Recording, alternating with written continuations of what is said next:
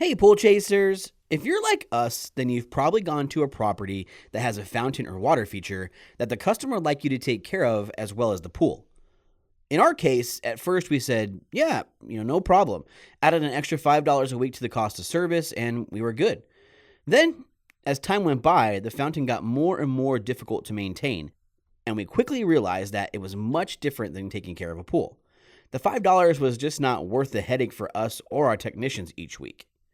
Yes, they do have some similarities such as water chemistry, but just like most specialty items, there are tricks of the trade to learn that can make it much easier. Our guest today has over 22 years experience in the fountain industry, and after our conversation with him, we could clearly see that he knows his stuff. We dive into everything fountains, and we hope this episode gives you the confidence to not only take on fountains, but charge appropriately. And if you think fountains maybe aren't for you, best part is you can partner with a company that specializes in them so that you can still offer the service to your clients. Well, without further ado, please enjoy episode 112 with Chad Warner of Fountain Rescue.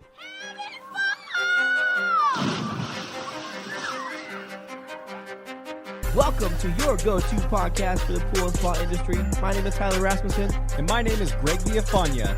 And this is the Pool Chasers Podcast. All right. Well, thank you so much, Chad, for joining us today here at the Pool Chaser Studio. Thanks for having me.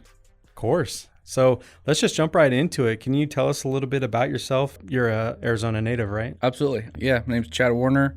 Born and raised here in Arizona. Grew up around Paradise Valley. Married, 4 kids. Live in Cave Creek. Been doing fountains and ponds and repairs for about 22 years now.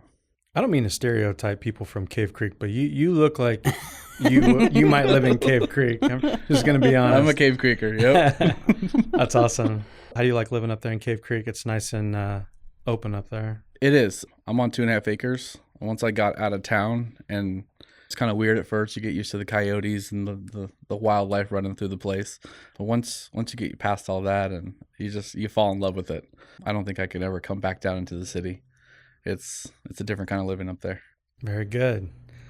Tell us what is the name of your company? Fountain Rescue. Fountain Rescue. Okay. Can you tell us a little bit how you got into fountains? So my parents bought a small parts store when I was real young, and it was called Aquatech Fountains. And it was just a small parts over the counter, sell pumps, little parts here and there. And as my dad would start taking on little service calls, they're trying to grow the business real slow. So he would go out before work and do a pump change out or a float change out. And as he grew, my brother and I and my sisters, we got a little older, and we started going with him, and my sisters would go into the office, and they started working in the office. And he would bring my brother and I to jobs. And that was just seeing that side, being around construction. I just loved it. Loved every part of it. Once my brother got a license, I was out riding with him, and we would go stop after stop after stop, and it was something different each time. And you could really go at your own pace, learn what to do, what not to do. And I got to the point where I turned 16 and got my own truck. And then I started getting tossed little jobs here and there, and just taking on repairs and trying to grow myself mentally and my craft. You start taking on more. At a young age, you can just do cleanings and little stuff. But as you want more, you start taking on more. So as the customer says, I got this leak, the challenge accepted. You want to go take care of that leak and fix it. So that was my drive. Yeah. And you were talking about your dad and your brother having a license to do that. What's the license for? Is that for like building custom fountains or just doing any repairs? So at the time when my dad went for a license, there was no license for fountains. There's pool licenses, but fountains are so different from pools. You're dealing with something from a 1/8 horsepower pump to a 7,500 horsepower pump, 3-phase, 480 volts. You're dealing with a lot of different aspects of a lot of different trades. So he went in and wrote his own license basically to do electrical work, structural stuff, concrete stuff. So he was granted a license, and that was for commercial and residential. And so I started going out and growing and doing my own thing and pushing the envelope each time. So it's like a version of the contractor's license then or something? Yeah. Yep. And how did your dad get into it? It just seems like a interesting thing to get involved in, is like selling little fountain parts and different things like that. Yeah, they had a friend of one of their friends knew this old guy. He wanted to get out of the business. And so their friend put the two of them together, and he just loved my mom and dad so much, and he wanted them to have this store. So he gave them a good deal on the store. They ended up jumping into it. My dad, a few years prior, had just lost a big commercial company. He did underground piping, and his history was sheet metal work. So he worked for Thomas Heating and Cooling as a young guy, and he knew nothing about fountains and just went for it. Very good. And I don't know if you want to talk about it here on the podcast, but I saw that, you had kind of dropped out at a early age. What was behind all of that? Because I just admire anybody that does anything like that, and you just recover from it instead of just being like I am proud of where I'm at today. I dropped out at 14. I finished 7th grade, and I was a terrible student. I wanted nothing about school. I was there for the social part, trying to make people laugh and just trying to be the class clown, and it just wasn't for me. So my oldest sister had dropped out, and at that time she was running the family business as far as the books and the office side. And then another sister above me, she had dropped out, and she was in the store selling parts. And I knew that I wanted to not go to school. So I sat down with my parents, and my mom said, there's more than one way to make an education. Education is whatever you want it to be. So pick something and learn it. And I took that to heart with fountains and ponds, and I liked the drive of them. I liked the challenge of them. I mean, it was all history from there. That's what I was doing. This was a career path. It wasn't just a job anymore for my parents. I planned on being here. So I worked there for them for 20 years. And then just recently, 2 years ago, is when I branched off solo and started Fountain Rescue. That's an awesome story. I'm sure you're very in tune with your own kids now, where just paying close attention. If one might not be so good at doing schoolwork, it's maybe they're going to excel at something that isn't necessarily taught in school. Yeah, absolutely. I think a lot of that happened with myself, where there wasn't anything there that like caught my interest. There's definitely things that I wish I would have paid closer attention to that, can be applied to 100%. The real world. But for the most part, there wasn't anything there that I definitely do now. You know what I mean? Absolutely. Yeah. Like, everything I know is in the field for fountains. So starting the fountain rescue and trying to learn the office side now, absolutely wish I paid more attention to some of those things, and now I'm learning, and maybe it went to work then because I'm more open to learning today about just numbers and reading and writing and the basic stuff. But there's absolutely things I would have used today. Right. So maybe you could tell us more about Fountain Rescue. What do you guys specialize in? We specialize in repairs, tricky repairs that people have made multiple attempts, and we usually are the last defense before something turns into a planter. We do have a line, a small amount of maintenance that we maintain weekly, and we have a few monthly accounts. But for the most part, we do specialize in waterproofing things, building, some stuff. But for the most part, it's just repairs. Yeah. And are you doing it valley-wide? Or are you just in the Cave Creek area? Where are you guys servicing exactly? I am valley-wide, and I mean, we go as far as Tucson. Oh, wow. So if there's something in Tucson, as long as the price is right? Absolutely. Yeah. I mean, that's what it is. So I just finished one in Tucson. It was a limestone fountain, a wall fountain, installed incorrectly. Customer had a lot of issues with it. I always charge for a trip charge out there to take a look at it. But yeah, if the price is right, someone's willing they want their fountain fixed correctly, then we'll do it. Sure. So if somebody does give you a call to come look at their fountain, we'll say for a repair, what does that process look like when you're assessing a new fountain? I don't charge to look at fountains. Estimates are free always. But just talking with the customer, finding out what their issues are. Of course, look at the equipment. A lot of times you see them overpowered pumps or underpowered. Just the pumps are not sized correctly. Band-Aids on leaks. You see a lot of, people go to Home Depot and get the little hydraulic water kit, and that's slapped all over the inside of the fountain in hopes that will fix the problem. But usually it's a lot deeper rooted issue than just a surface issue. Finding the correct path that'll get them what they're looking for. And last, I do not do Band-Aids. Band-Aids are, they just bite everyone in the butt. Yeah. So, if my repair can't make it 2 years, I won't do it. I agree with that. I mean, you wouldn't put a Band-Aid on a gunshot wound, would you? I would not. I would think when we had our service company, a big problem was that it didn't look pretty the way that the water was coming out of the fountain. Where if you have a high power pump, it's kind of like splashing all over the place. It's shooting up. It's doing all kinds of different things. So what are some of the most common calls that you get called out for? A lot of times will be a fountain leaking, but it's, sometimes it's not leaking. Sometimes it's too powerful a pump and it's splashing out. So people just overlook that when they call, and there's a 2-foot band of water on the outside of the fountain, and they think that's normal. You're using a ton of water by splashing all that water out of your fountain. That's pretty common. And then another is leaks on stone style fountains. So Cantera, limestone, those are really common. The pump change outs are all the time, nonstop. Little pumps just get thrashed with debris. The impellers get full of leaves, and they're just pumping their little hearts out. And if no one's taking care of them, that pump's not designed to pump solids, and that's what it's trying to do. So that just burns them up. Restricted flow, just melts the internals of those little pumps. That burns them up pretty quick. Things like that. Yeah, I'm sure that's made you a lot better when maybe installing a new fountain.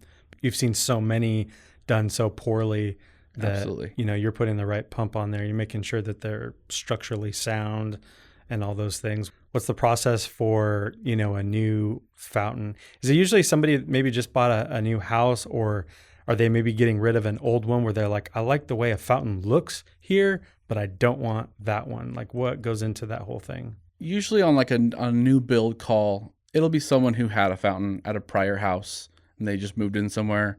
Do a lot of road noise. So they'll sit on like a busy street and they want something loud, obnoxious that'll just drown out the car noise. And that's pretty common.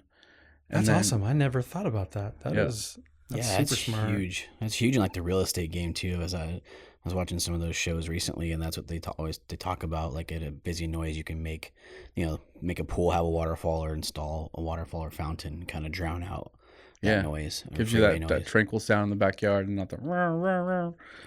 And then just learning, talking to the customer, learning what they're into, what their house looks like. When I'm walking into a backyard, I'm looking at like the rain gutters. I'm looking for materials the house is built out of. I'm looking for what their lights are looking in the backyard. Things you can use to tie this new fountain into the house so it looks like it was part of the house, not just some shiny thing plopped in this backyard that makes no sense. And then trying to pitch ideas. Sometimes people know what they're looking for, but a lot of times they don't. So if they're gone all the time and they don't want to be constantly out netting, if there's trees everywhere, if they have a ton of vegetation, then maybe steer them into a waterless style fountain where it's subground and it's just got landscaping over the top. You got water bubbling out of a pot or something pretty, a piece of art, and it just disappears down into the ground. Those are good for landscapers because they can just come blow the backyard, blow right over the top of the fountain and keep going. And those style fountains, the tanks stay relatively clean all year, and you kind of get into those tanks probably twice a year and just flush them out, clean them. But then if they don't have a lot of vegetation and they're looking for road noise, then you're something above ground with a pool, falling water from a high area, or shooting it up and letting it crash down. So they're just so different. So many people want different ideas, and they see so many fountains. As soon as they Google something, fountain online, you see so many different options. So how does that work exactly? Can you build pretty much any fountain anybody wants? I like to think I can. Yeah.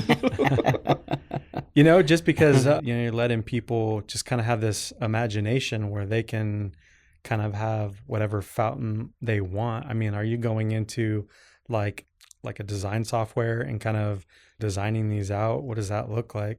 No, I'm old school. Like my dad, he would just do like hand sketches Okay. and build the idea in their head with your words. Sell them on that idea. So my dad would sell $200,000-$300,000 fountains on a piece of paper. That he did that with the Cardinal Stadium, the Pat Tillman Memorial. We did that one, and that thing was all concrete, and then it has a stainless steel band. It's a 60-foot circle. It spills 360 degrees. Oh, wow. In that aspect, once we took that on, then we had to learn to weld. So we got a welder and got it home in the shop and learned to lay down some good beads, and then we learned to weld on that. And someone wants something, and you figure out a way to make it. And that's the cool part about the fountains and building stuff, is figuring out a way to do it and do it right so it's going to last. It's really cool. That is really cool. You'll go in there and kind of match their aesthetic per se. Yeah. Like you kind of just that's really awesome. It's kind of like, I guess, same with like pool builders, and if you're looking to like match the backyard and give them what they're looking for and kind of make it, like you said, look like it's been there the whole time. Yeah. Yeah. Do you add on to pools too? Like, can you build those, or you just No, I stay. It's too competitive. Yeah. I can't hit those price points, and I'm too small. It's me, and I got my right-hand man, and we just can't keep up with the people doing new builds. There's out in Trilogy, out Rio Verde. I mean, they're putting in fountains as fast as they're putting up the houses. Yeah. And we've been in there doing a ton of repairs, but they don't want to pay the repair costs. And I mean, they're installing these brand new fountains for about $3,000, and I don't know how they do that.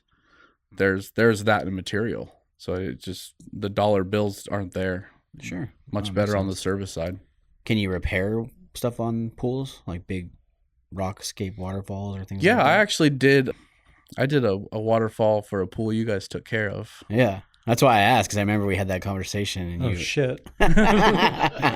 It was a large rock waterfall. Was there a technician still there, still trying to figure out what to do?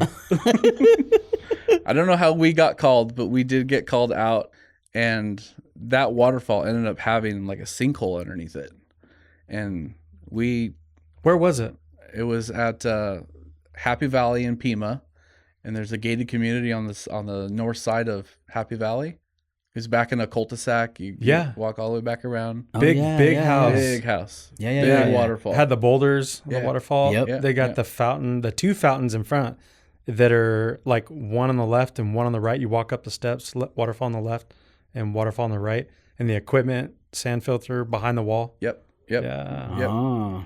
Yeah, I played with that Nice. fountain many times.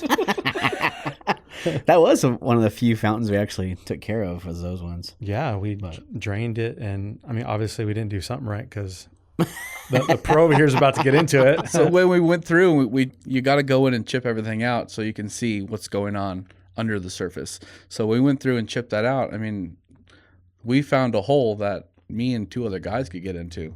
Really? Yep. So without dismantling the boulders and taking it all apart, how do you fix that? So we ended up going through and we tied rebar through everything, and we grouted that whole solid with a waterproof membrane that's active in concrete. So when the water hits that concrete, it just wants to swell. So going through and making that repair so the waterfall held water, and then make it pretty after that. But that was a cool job. It was one of the bigger holes I've seen under a fountain. Well, that waterfall also ran like 18 hours a day. They kept that, it ran that all day long, the whole time. It never shut off. So I could imagine So that water leaking underneath like that. what happened where they needed to call somebody like yourself to come out and take a look at it? Like, were they just losing water fast? Like, what was They were going on? using a ton of water on the Okay. house. Yes, usually people will get a spike in their bill, and then they won't know why they have a spike. So usually it's landscape first they go to, and then the landscapers say, "It's not me." And then, "Do you have a fountain?" "It's that." So it's always the fountain. So then that's how that came about, is doing a test on the pool, shut the float off to the pool, run that waterfall, see what it does. You lose them 3-4 inches a night. I was going to say it is different than a pool. There's a lot less water, so you can see that probably drop if there is a leak a lot faster than, a pool. It takes a second. Even if you do a bucket test, it's going to take a little while. But a fountain, if you're running it, you can probably come back in a couple hours and see a dramatic change. Some you can, yeah. Some you can, some you can't. I give about a quarter inch a day in evaporation, but there's always a couple tests. So we try to figure out if it's a plumbing leak without having them pay for, pressurizing the pipes and doing everything. We'll shut the float off. If it doesn't splash bad, we'll shut the float off, let the pump run for 24 hours, come back, and then shut the pump off and then let it sit stagnant and just kind of run those different tests and see what's going on. Sometimes people just lose a little bit of water while it's spilling. If it's like a rock waterfall, there'll be a little separation between a rock and a piece of concrete, and they'll just get a little moisture out the back. Or if it's a standalone fountain, a lot of times the 90 will break in the center of the fountain under the middle. If someone put that elbow in and it's under a bind, those elbows just split. So finding that is always fun. Yeah. So if you receive a call that a fountain isn't working, what steps are you taking to figure out what's going on? Even if it's over the phone, like what are some really good questions to ask people? They might not always know the proper terminology for what they're trying to explain. And what are you usually asking to get your head around what might be going on so that when you go out there, you're not totally thrown off? I ask them, did they just clean it? A lot of times they'll do a little DIY project and they'll clean the fountain over the weekend. You get a lot of these Monday calls. The fountain just quit working. Okay, well, they drained and cleaned it, turned the pump on, and now that little pump in the ground has an airlock. These fountain pumps, they're not like pool pumps so they can get the air out of their way and self-prime. They have to be primed. They're just transfer pumps. So if there's a little bit of air in the front of them, they can't move any water. So they'll, ask them, can you see the pump? Does it sound like it's running? Or if it hasn't been cleaned, is it tripping a GFI? That's usually a bad internal on a pump. How long does it run for? Sometimes it'll run 30 seconds to 5 minutes and they'll turn off and then turn on. They'll get hot. They hit their thermal overload and just cool down and then turn back on. And then overflowing, bad float. Can't get the float to change. Did you replace it? So you get a lot of cross-threaded floats into stuff. So I put a new float on, but it's still overflowing. Things like that. Can you explain like what a fountain is and how it works exactly? Because it's not a pool. This is different. There's no skimmer. There's no dedicated suction line. There's none of that. Maybe you could just explain like how the pump is priming and just the basic overview of what people are looking at out there. Fountains are art. At the end of the day, that's what they are. So a body of water, it's going to have a transfer pump. The pump will sit below water level and usually in a valve box. And there'll be a flooded suction line, which means that all the water has to run downhill to the pump. And it will push the water to whatever feature or decoration is coming out. And that's essentially what a fountain is, just a decorative piece of a backyard. Nice. In the case that you said earlier, like, where there was like air in the pump, what do you do with that? Just I tell them to get a garden hose, with the pump on, flush the water down the suction line, and that will just kind of pushes all the air past the pump and out the top, and then usually they'll take on from there. So down like the drain? Yep, the suction line of the pump. There'll be like a little intake screen or something. Just, remove the intake screen, use your garden hose. And also a good thing to do when they're doing that is to remove that screen, turn the pump off, and if you could reach the top where the water is coming out, flush that water, the hose back down it backwards. A lot of times you can just get debris, leaves. The pump just can't move water because it's clogged up. So by reversing that water, you'll get a ton of sediment and just garbage out the suction line that you wouldn't have thought's in there. That's pretty cool. Do you charge him for that advice? I don't. You should. That's always a tricky thing, when you help somebody over the phone, because you should be paying for your advice. But can I get your credit card? Yeah, exactly. The first minute's free. Yeah. What I'm about to get to is... Well, you always get those customers that are like, all they really want is free advice, and they just call you like several different times. You're like, man, I've already talked to you 3 times about the same thing. Like, when you just pay to have us come out there and do a service call. Oh no, I got it. I'm like, well, don't call here again. That's what I want to say. Yeah, exactly. But they do that, man. Our passion to seek pool industry knowledge and being able to share that knowledge with you is the reason we started Pool Chasers. Turns out Pentair has several ways for you to gain knowledge as well. Take, for example, the Pentair Master Service Program. This is a program designed to recognize dealers, service technicians, and other pool professionals for completing desired training modules. It gives you the tools you can use to troubleshoot Pentair installations in the field and become a master of Pentair product knowledge. Be rewarded for educational activities designed to enhance your Pentair knowledge as you move through the certification levels. With 3 levels to work through, becoming a certified Pentair professional has never been easier. It's training that rewards you and your business. But the real value comes from building your confidence in the field to ensure the customer loyalty you need to keep your business growing. We encourage you to check this out. So to become a certified Pentair professional today, visit pentairpartners.com or click the link in the write-up below. So, I mean, when we ran our pool service company, we're always, kind of a little bit hesitant to take on fountains like Greg said earlier. So, I mean, what advice would you give pool companies that are considering adding fountains to their service? I would say keep an eye on the water chemistry is a big thing. Don't overchlorinate, please. And make a relationship with the fountain company. If you're not willing to take on repairs and you're not outfitted to do the draining and the cleaning, those necessary steps, you can balance the water, you can net it out. That's a huge help weekly. And just, let fountain professionals come back in and, just reset the clock on the water chemistry and get the debris out and get the fine dust out.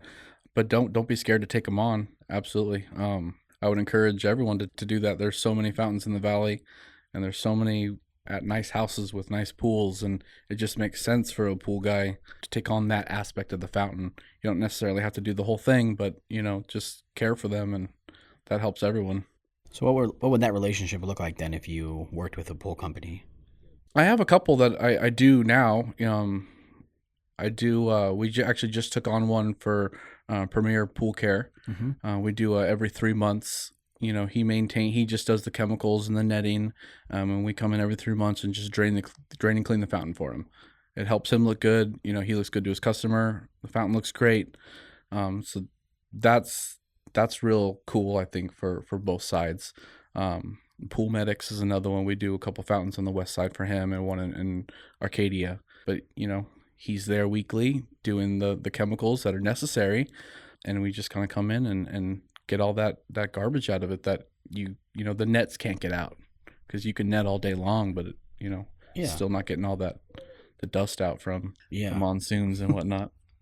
Had a little taste of that last night, huh? Yeah. Just a little bit. Are they basically then just charging the client and subbing the work out to you? Yeah.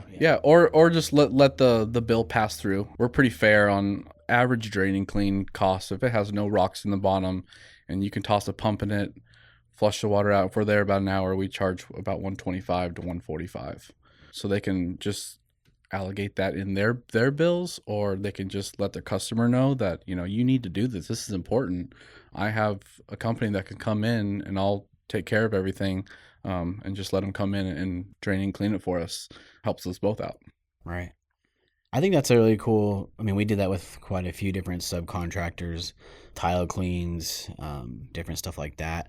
So it's cool to have that relationship with a company that specializes in something like fountains, because, like you said, it's so tricky, and it only really similarities is kind of the water chemistry piece, right? Of the pool and the fountain. So if you don't want to learn, how fountains work or how to do all that, like, it's cool to have that relationship with somebody, and it just makes you look smarter and more professional because you have an option, you have an answer for that customer. Absolutely. When they say, hey, my fountain's not working, or it's leaking, or, can you do this or that, and you don't know how to do it, rather than breaking it.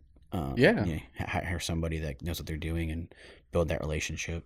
Time is the most important thing we all have, right? So, if you're going to waste your time, and if you're not familiar with what you're doing, and you're going to try to take it on, say a leak, and you got 5 to 10 trips out, and you've can't bill your customer because it's still leaking. It's better, it's just better to pass that along and just keep moving on. Keep at what you're good at. Yeah. And I think we were so hesitant for a long time to do a lot of different repairs and different things. And if that's a really great way of taking on stuff quicker. If you build relationships with subcontractors that know what they're doing, you can then kind of tell your customers that you do it, but then, you're just basically transferring the work or working with you. Yeah. So it's cool. And usually like the communication to just be you and maybe the homeowner instead of having like the service company be the middleman. Because I can tell you from experience, I really hated being the middleman to conversations where it's just like, if you want somebody to take care of the fountain, here's their contact info. You're responsible for contacting them. And maybe it's just having a good relationship where if we hired Fountain Rescue, you just communicate with us what you found, what you did, and maybe how we can be better. But other than that, like coordinating and being the middle person, that's just a recipe for a disaster. It is, because there's always key words that fall out of the conversation when you're trying to transfer it to the next person. So if it's something simple, like you're going in for just a cleaning, there's really not a lot of communication there. But if you do get called in for a repair or something, being able to explain that to the homeowner and making them feel comfortable with the repair that are needed, I think that's better one-on-one than that third party, because they may not be able to exactly sell it the way you can sell it to them, and it might be a pretty big repair that's needed. So just being able to use those correct words and make them feel as comfortable as possible is really important. Oh yeah, I mean, you're coordinating times too to maybe meet there. And is it okay if I give them your address? Is it okay if I give them the gate code? Yeah. Which fountain is it again? I know you've got 4 fountains on the property. Which one is it again? It's like, no, I'm not doing all that. Yeah, we've gotten in trouble with giving those gate codes and addresses out, huh? Learned every hard lesson there is to learn. Yeah. It's a good idea not to do that, but, if you're listening, to make sure your customer's okay with you giving out addresses and gate codes. Everybody knows that. I hope so. What are some of the most common mistakes you see people make when they're servicing fountains? I know you said overchlorination's one of them, right? Yes, overchlorination is a big one. Not checking the pump. Just because water's coming out the top doesn't mean everything's working correctly. You need to pull the pump out of the box, or at least reverse flush the lines, at least once a month. I would say that on the slow side. What do you mean? What does that mean exactly? Putting the hose, in the top, turning the pump off, flushing the line backwards, clearing the intake, making sure the pump's not trying to move any solids that it's not designed to move, just so it can rotate freely. A lot of pumps in fountains you'll see a lot of Cal pumps, the big shiny silver ones. Those are direct drive. They're great pumps, but when Franklin sold and they're no longer made here in the States, we don't see those things last but 3-4 months now. So all the pumps we do are all magnetically driven, and they're great pumps, but they're not good at moving debris. So if you're not checking that constantly, you're going to be burning up pumps, and making sure the intakes are clean is a huge thing. The little pumps need to be free and to be able to move water, at their will. And don't crank them down as far as the flow. You see valves that are almost shut, and you got this pump that's trying to do 1,200 gallons an hour, and you're wanting 300 gallons an hour. You're just burning that pump up. You don't sit in your car and hold the brake and the gas together, right? So you just kind of you're not supposed to do that. You're not supposed to. So pumps just want to run. They just want to be free. Trying to burn out, man. So what do you have any suggestions for? Because this has got to be probably something you see all the time. That's probably not a good thing. Is just like leaving tabs straight on the surface, or because I always even find it when you have a little floater inside there that it just looks super tacky. It totally takes away from what a fountain is designed to do. Is there like any other ways of feeding that thing chlorine besides, because I would think liquid would be good. It's going to burn faster, but it's also not a swimming pool that has like bodies going into it. I mean, there's other things going on, but like what can you do? Always recommend liquid chlorine. Oh, really? Always. Nice. So, like non-corrosive algicides, use an algicide weekly. Use the chlorine if you start kind of seeing it going green. Just a little bit of liquid chlorine is huge. The tabs are bad because, like you said, they do burn those rings in the bottom. And if you got one that's, say, PebbleTech, and you got a nice little 3-inch tab, randomly throughout the fountain, or just a colored stucco, if it's a light brown, now it's dark brown, you can always see where your tab was. Well, especially for fountains that don't have any filtration system and it's just going to the pump, that can't be good. No. So the liquid, it does dissipate quick, like you said, but if you're there weekly, there should be no problem. Because, you can kind of ramp up the chlorine level a little bit because no one's swimming in it, and just kind of plan for that to dissipate. And so by the time you come back the next week, you have a slight reading, So that's a big recommendation. I tell that to even homeowners, I say, run down to the store and get yourself a box of chlorine and just keep that. Or if they don't want to do that, just, Clorox bleach out of the laundry room. Yeah, but you could probably get away with a lot more in a fountain, because usually with a swimming pool in the summertime, you're trying to be a little bit more proactive because if they're going to be swimming in the pool 4th of July weekend or whatever it may be, you're trying to just be proactive and get the levels a little higher. But for a fountain, like if it stays really clear at 2 parts per million, then, and it's clear when you get there next week, like there's, like just leave it right there and use liquid. You don't need to do anything else. You can forecast what a fountain's going to do probably easier than a pool. Oh, absolutely. Yeah. Once you start learning its characteristics, you can absolutely do that. Or also, if someone's adamant on tabs, I say break them up and just put the smallest little chunk in one instead of those 3-inch tabs. Please, no tabs. Yeah, and I think you can get away with a lot more, but you can, when you are putting them on a drain schedule and you're taking care of them properly, that's where I think you run into a lot of issues with fountains and spas. Same way. Like if you don't change the water over constantly, then you're just dealing with old water, and it's such a small body of water that, that's when you start having problems, because people go, a year, 2 years without draining these fountains, and you just have that same water that you're constantly feeding, right? So when you put it on a regimen or a schedule that's every 4 months or whatever, then, you're getting fresh water in there and you're able to treat it better, and you're not having so many issues. And if you're treating it with a weekly algicide and a little bit of liquid, like that will last because you're not dealing with all the old water. Absolutely. Yeah. That's 100%. So maybe we can't talk a specific price, but in your opinion, if a service company, is going to service a fountain weekly and kind of just clean it and do the water chemistry, what does that price tag maybe look like, or what would you recommend? Each fountain's different.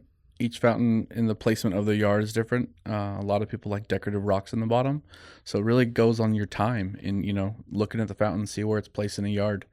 If it's going to take, 30 minutes of your time because it's got trees all over it and you're going to be there netting forever and it's got rocks in the bottom, charge for that. But I would say for the most part, average fountain maintenance is $95 to $140 a month. And that's for one small, like a 6-foot Kinterra fountain in someone's front driveway. But that's probably like taking care of it like 100%, like vacuuming it when it needs to, and documenting what you've done with it, testing the water chemistry, all that. So if they're just taking it on and adding it to their stop, I don't know what their time is worth and their chemicals, but you could probably add $30-$40 to their monthly account easily. Yeah. That was always the difficult part. There might be, you're taking care of 10 pools in a day and 1 or 2 of them have a fountain. Is just getting into that rhythm and that habit that you need to take care of this fountain, because that's additional work where you're testing the water, you're adding chems, you're documenting it in the software, you're checking the pump, you're checking the PSI if it has a filter, you're running through all those things. So that was always like the biggest hurdle to get over, is like, is it worth it to do all this? But I think if you're charging for it and they know they're making more money, to do Yeah. a stop that has a fountain, I think that's more incentive to do it.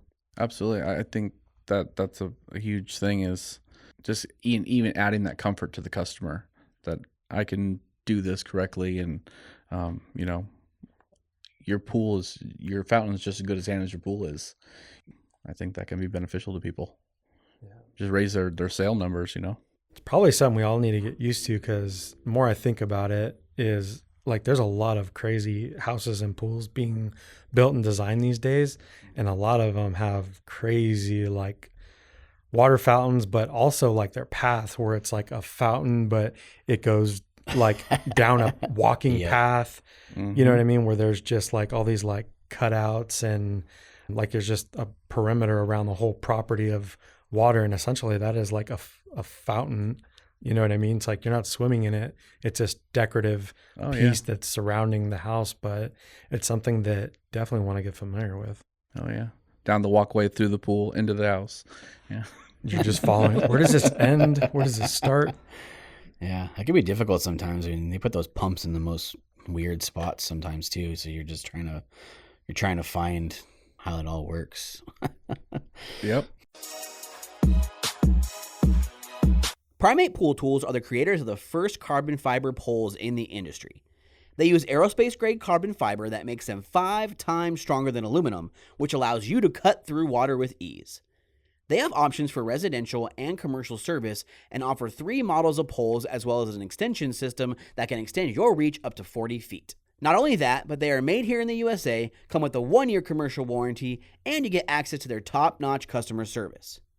Primate is excited to announce that they will be releasing custom Primate poles. Stand out from the crowd by grabbing a limited edition pole with original art designed by the Primate team.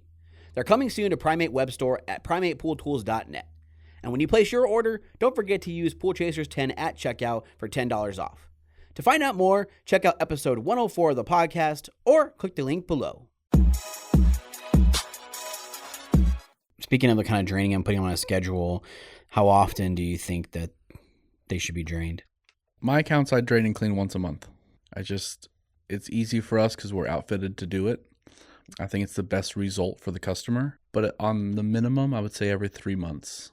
So every 3 months is a good number. Yeah. If they're being maintained weekly and, you know, the chemicals are being balanced and they're getting the debris out, then, you know, reset that water chemistry every 3 months, I think is good. Nice. And what does the process kind of look like for draining fountains? We use the 6CI8, the, you know, Big John pump. Finding a good place in the yard that can take the water is a huge thing. And just ditching the water out, finding a hose bib, washing it down really good, you know, flushing all the lines, make sure everything's correctly and working, and, you know, you got clear water coming out, all your plumbing, and then just, you got to wait to fill it back up. Is there something that you do to kind of flush out the line once it's empty, like when you go into startup mode, or is anything that you recommend in terms of like putting chemicals that can go through the plumbing line? Because I'm thinking like almost like hot tubs and different things like that when they Like purging it or something? Yeah. No, for the most part, we have this little teeny pump. So I mean, you're talking 20 feet of plumbing. You know, a lot of times the pumps are real close by, and that's not always the case. You can't always flush the lines out. You do try your best.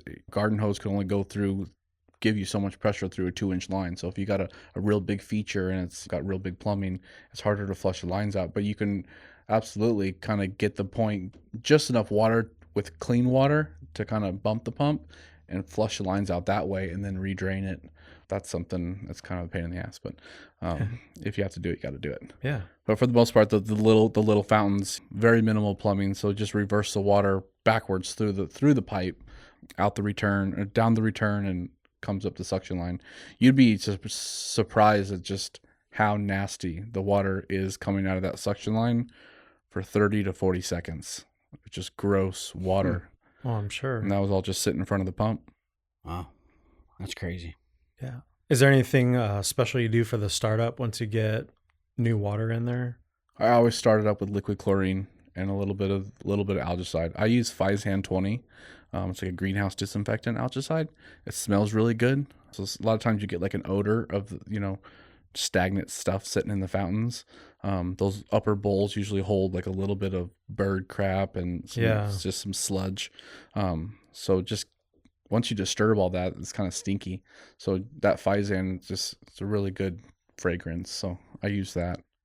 Yeah. Is there any type of insect or animals or anything like that that are kind of drawn to fountains? Bees. Those damn bees, man. They like everything. Bees are nasty. We usually do a little bit of Dawn dish soap in the fountain for bees. They hate that, so they usually go away. I've heard of that, but I haven't actually used it. Does that work pretty well? It works. I've seen some situations where it didn't work, but for the most part, customers have pretty good success with it. Yeah, I guess it depends on the bee, right? Yeah. And you get some crazy like samurai bee. It doesn't care. It's like, dude, I eat Dawn soap for breakfast. Does not faze me one bit. Yeah, some don't, but it's and then you get like a pool, you get a lot of dead mouses and lizards, and nothing particular drawn to it though. Right. So let's talk about fountain pumps. How are they different from pool pumps, and what are the best practices when working on them? Because we recently talked about variable speeds and how they're going to be phasing out the single speed, but when it comes to fountains, single speeds are definitely okay, and it's probably better, right? Yeah, they are. Because the majority of the time you're trying to stuff a small pump hidden into a valve box in a yard. So you don't get the opportunity to put it behind a screen wall and hide it with a wall, because everyone understands that a pool equipment has to go somewhere, but nobody wants to see their fountain pump. So you get these pumps, some are doing 4,000 gallons an hour, 2-inch suction lines, and you got to put that thing in a valve box with 2 valves and unions so you can take it out. So you're talking compact size stuff. Fountain pumps are brittle. A lot of people will over tighten them, snaps the volutes on them. So just be real delicate when you're installing one. Always, always, always make sure it's below water level. Know what you're installing. You'll see a lot of pumps that are submersibles only, and they'll stick them in an inline situation and they'll burn up quick because they're just not designed to sit in a box. Very good. And what pump do you recommend? Like if you're putting or replacing a fountain pump, like what are you taking into consideration before getting a pump? What the feature's doing, what they want to see it doing. Some people want it to rage tons of water. Some people just want like a tranquil sound. So just understanding the customer and what the end want. Are you usually adjusting, like if you build a new waterfall, are you usually putting like a ball valve or something to kind of maybe adjust some of that? So there might be kind of a single speed RPM, but if you have like a ball valve or something, you can actually always adjust it. Always. When I do a pump, whether it's a repair or a new install, I'll always put one on the suction line and then one on the discharge. And the reason for that, with 2 unions, so that if the pump does fail or it does get a rock in the impeller or something, you can go in and shut that valve on the suction line, break the unions loose, pull the pump out, check the volute, check the impeller, make your repair, and then drop it back in the box, tie the unions, and away you go. If you don't do that, then you're stuck putting plastic or something over the suction line. And if you did put unions on, then you're in for it. And you're cutting it out and getting some glue and waiting for all the water to drain out. Yep. So always valves. And are you usually like measuring how many gallons are in these? I mean, because they're pretty small. I couldn't imagine, like the ones that we would see couldn't be more than like 300 to 500 gallons, right? It goes off like height. So, we got a 13-foot tall fountain. We got to make sure we're putting a pump in that's got a head height of about 20 feet. We need to know at 13 feet, we want to have 1,200 gallons an hour up there at 13. So we got to take that into consideration and calculate that. We could put a 950 in there and it, nothing comes out the top, and that's pretty embarrassing. So you want to make sure you got the right size pump. And plumbing too, you're limited with plumbing. You can't just go put 2,400 gallon an hour pump on a 1/2-inch suction line. It just physically can't get the hydraulics through that line. So you will be burning up that pump. Right. Thank you. And what are some of the tools you recommend? Because that seemed to always be a pain in the butt where it's like skimming it, vacuuming it, all those things. Because we were talking about when they wanted us to net the top of it. That was a pain in the ass because it's so small. Yeah. And if it's round, you're just you're running into the light because it's only like 6 inches deep or a foot. And you're just running into like everything where it's like, oh, and you empty your net in a fountain. It's like, dude, I'm doing more harm than good on this fountain. So what are, some of the, tools you recommend for cleaning? I personally think fountains are fun to net. So on a round one like that, I'll call you next time Yeah. I run into one. on a round one, I usually try to go in for big scoops and pull some water out just so the float can add some fresh water. And then I'll get a big whirlpool going and just see how fast you can get the water going around and around. And that usually starts grabbing all the debris on the ground. And, you kind of turn it into a little game, but I waste some time. That's when it gets like super. One I'm thinking of specifically was there was like a tree nearby and you had to be so delicate and it still didn't matter, but stuff falls to the bottom and there's stuff on top. And then it just goes into suspension. And it's like, now you're like trying to clean the top and trying to clean the bottom. And it's just like, damn, I'm going to spend more time with this little, like there's probably like 100 gallons of water in here. I'm spending more time than the pool right now. Yeah, for that aspect and netting them and cleaning them, I mean, a short pole, the white silk nets, that's the ones I only use. I feel like they get the most out. Or like fine mesh. Yeah, the real fine ones. I think those are great. Little poles are great. The big long poles, you always hit the trees above you, and as you're netting them out, it's just raining, leaves and crap on you. So as far as netting, I would just use a real fine net and a short pole. But for other tools, I carry, my truck's outfitted like a hardware store. I mean, I have anything from 60-pound jackhammers, 30-pound jackhammers. I have a propane tank, the Rosebud, on it all times. Vacuum pump. I got a backup pump. I got 150 feet of hose all the time. Damn. Backwash hose, garden hoses. I hate using customers' garden hoses. They always pop. And then you're like, okay, now I owe you a hose. That's cool. Yep. And they use the little snaky ones, with the garden hose on it, and you put the nozzle on it, and then as soon as it builds its pressure, it goes psh, and so I hate that. Damn, so you can do anything. It's like, we can clean this today. We can break it. We can build a new one. We can do anything you want today. Yeah, I try to stay fully stocked with, fittings of all sizes. I got big pullouts with, anything 3/4, a 1/2 inch to 1 inch. I have a ton of, and then, the 2 inch and 1.5 inch, you always keep enough to be dangerous, but for the most part, you're doing just like resetting a pump back into its place. So you're using 6 to 10, elbows if you got to repipe a little bit, but you don't use too many of those fittings for what I do. Yeah. Unless it's a new install, obviously then you're kind of counting fittings and bringing stuff in. And what do you recommend for vacuuming the bottom? Is there anything that you use, or just one of the, what are they called? The little spa wands or spa something. wand? Yeah. I never had good success with those, No, but me either. I've always built a Portavac when I needed one. So I have a couple big features, and I've built a Portavac with a 3/4 horse Pantera on it and 100 square foot clean and clear. So that works really great, but I like to drain and clean them. That's what I go to. yeah, because it seems like they're sometimes so small that you need to be able to kind of vacuum it, but also like put it back into the pond, because you can like empty. You might at some point you might as well just like drain it, vacuum it out, and put new water in it, depending on how small it is or how dirty it is. A cool thing to do with if you get lucky and the fountain's above ground by enough, I always keep a little piece of 5/8 tubing on the truck and just do like a siphon, and you can just kind of siphon, the debris out of the upper pools and just into the landscaping. And even if the bottom basin's high enough, just do a siphon clean.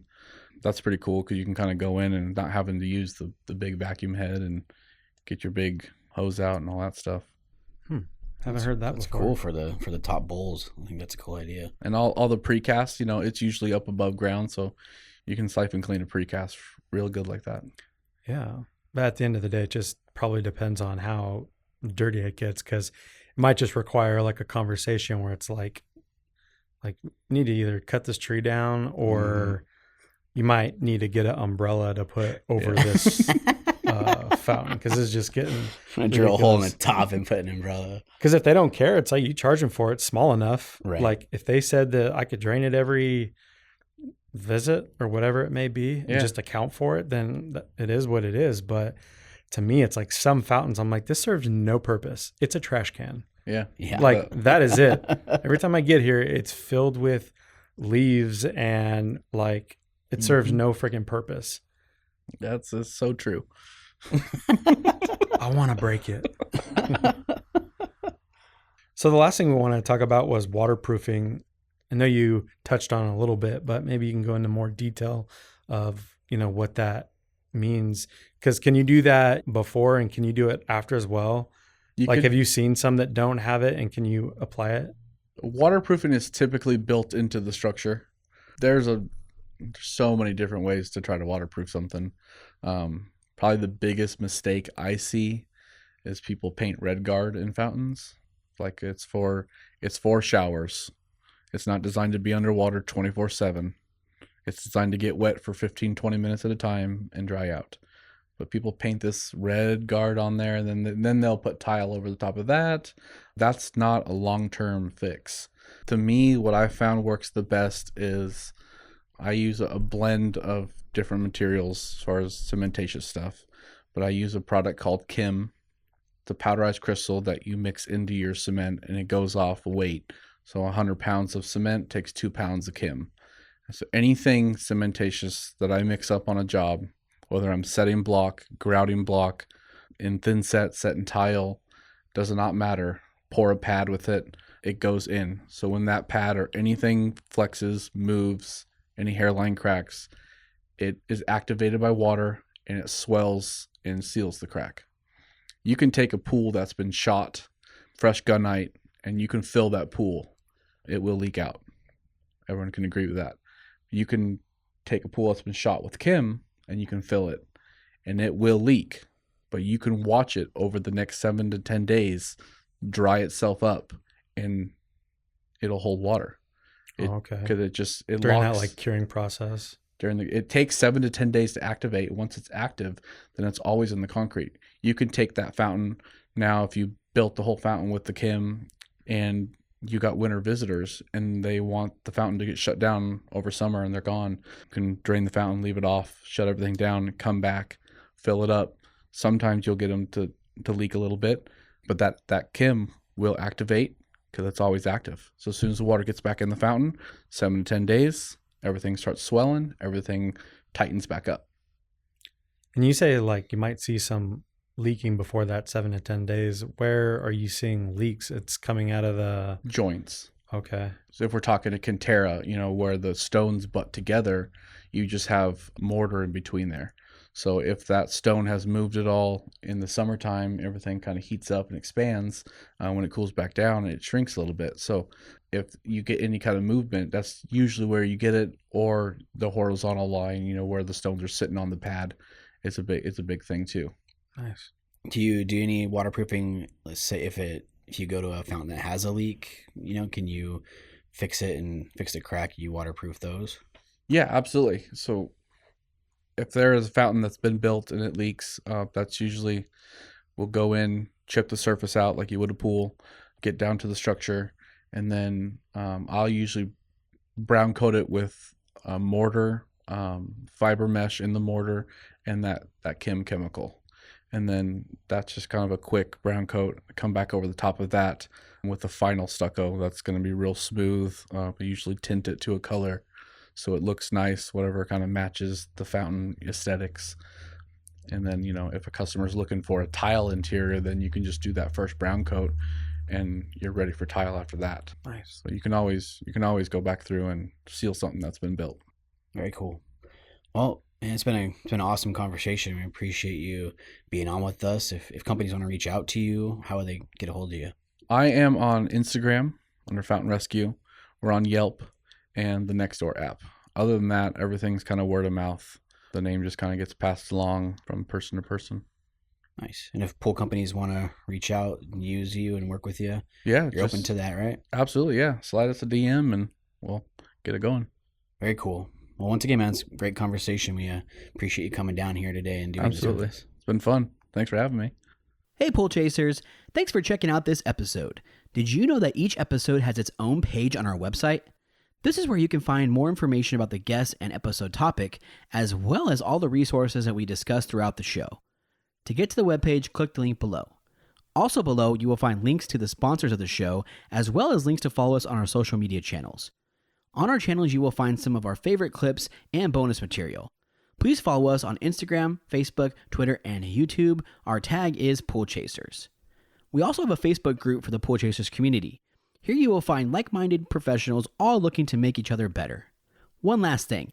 If the episode has brought you value, please check out our Patreon page to support us. And if you could please rate and review the podcast, we would love to hear what your favorite topics are. Thank you for your time and your ear. See you out there, Pool Chasers.